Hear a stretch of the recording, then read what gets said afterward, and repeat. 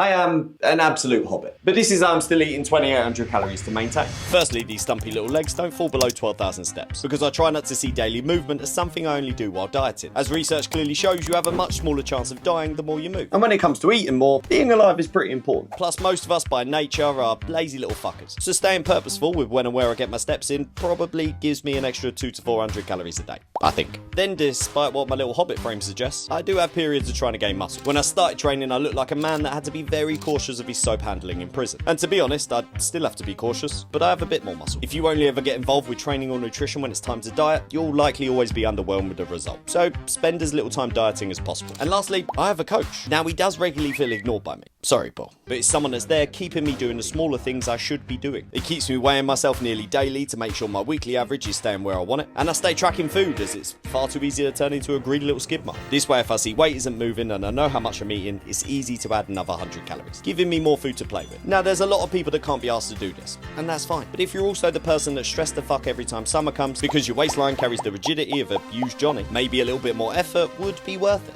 Alright, bye.